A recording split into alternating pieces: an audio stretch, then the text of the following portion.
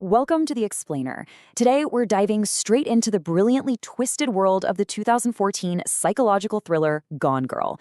It's not just a mystery, you guys. It's honestly a masterclass in deception and really the lies we tell each other every day. We're going to peel back the layers on exactly how this story was crafted, right from the wardrobe choices all the way to the massive, polarizing cultural debate it sparked. Let's get into it. All right, let's actually start with a quote from the mastermind herself, author Gillian Flynn, because it perfectly sets the stage for us here. She said, "The whole point is that these are two people pretending to be other people, better people, so they destroy each other." I mean, wow, think about that. The absolute core of Gone Girl is this dangerous collision between a curated facade and ugly reality. Nick and Amy Dunn present these flawless, meticulous masks to the world, and even to each other. But when those masks slip, yeah, absolute devastation. Now, just to wrap our heads around the sheer scale of this deception, let's retrace the timeline of Amy's wild, meticulously planned framing. Okay, so day one, it's their 5th anniversary. Nick comes home to a staged struggle and his wife is gone. For the next 2 weeks, Amy's literally just hiding out in an Ozarks campground, watching the media go crazy, while Nick is stepping on a trail of landmines, unauthorized credit cards, a fake diary, even a fabricated pregnancy. Then, after she gets robbed at the campground, she pivots. Weeks 3 through 6 are all about manipulating her wealthy ex-boyfriend, hiding out in his lake house, and staging this elaborate camera-ready kidnapping. Finally, week 7, her calculated, completely blood-soaked return, basically trapping Nick in the marriage forever. Okay, moving into part 1, adapting the perfect crime, the architects of the facade. It takes a really specific, kind of crazy partnership to turn a dense 500-page novel into a cohesive movie. And here we have this incredible contrast. On one side, you have author Gillian Flynn, who was just ruthlessly condensing her own work, happily axing entire subplots to keep the narrative moving. And then, on the other side, you have director David Fincher. Now, Fincher is a famously obsessive visual perfectionist. We're talking about a guy who averaged 50 takes per scene just to get the lighting or, like, a head turn exactly right. He even made them change a scene where Amy collects her own blood because the physics just didn't look believable enough to him.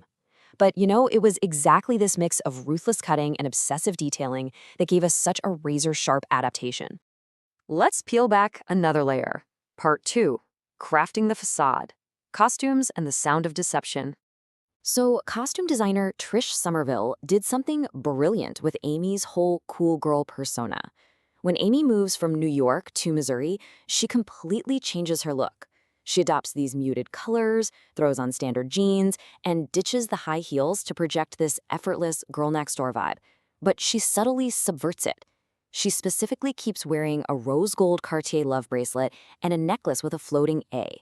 Like, these aren't just random accessories. They are super expensive psychological lifelines that she wears to hold on to her wealthy New York privilege, all while playing the part of a simple Midwestern housewife.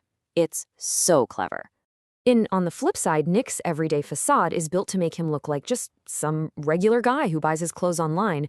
But ironically, to make Ben Affleck actually look average, they had to dress him in these perfectly tailored designer pieces from Dolce & Gabbana and Prada.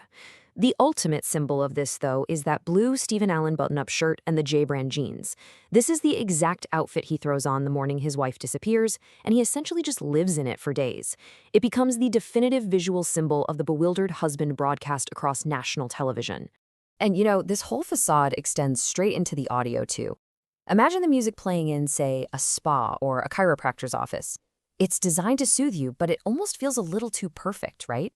Well, that's exactly what Fincher asked composers Trent Reznor and Atticus Ross to create, the musical equivalent of a facade of comfort and insincerity. So they blended these gorgeous melodies with really unsettling staccato electronic noises, constantly whispering to your brain that something is terribly, terribly wrong beneath the surface. Which brings us to part 3, the media circus. Tragedy vampirism. When Flynn was writing the script, she actually envisioned the media as the story's third player. And David Fincher coined the absolute perfect term for the sensationalist cable news behavior we see in the movie, tragedy vampirism.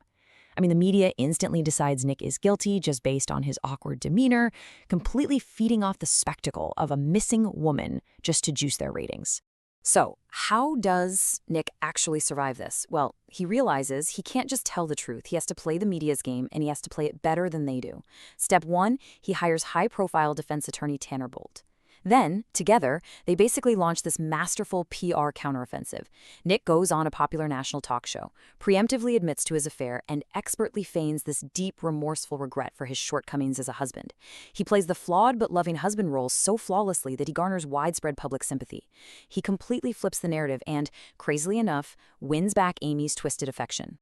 And listen, this masterful blend of suspense, deception, and sharp media satire didn't just work on the screen. It exploded in the real world. The movie absolutely crushed the box office, pulling in nearly $371 million worldwide against a $61 million budget.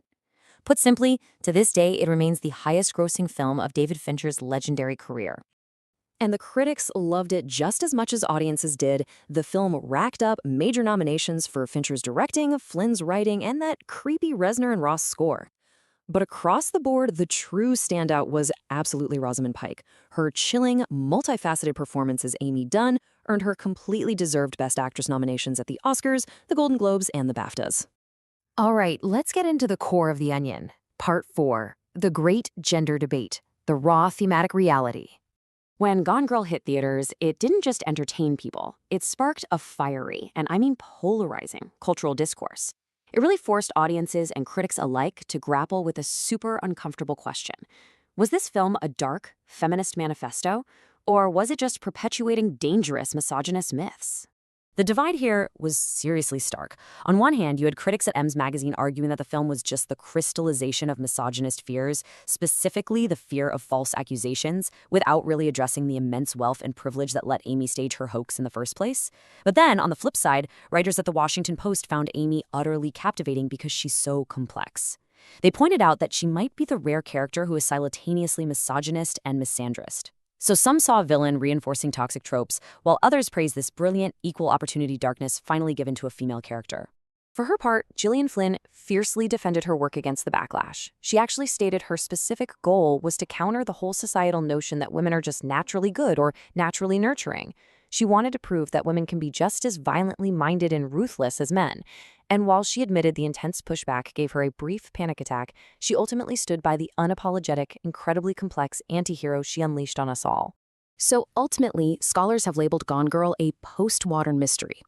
Now, what does that actually mean for us?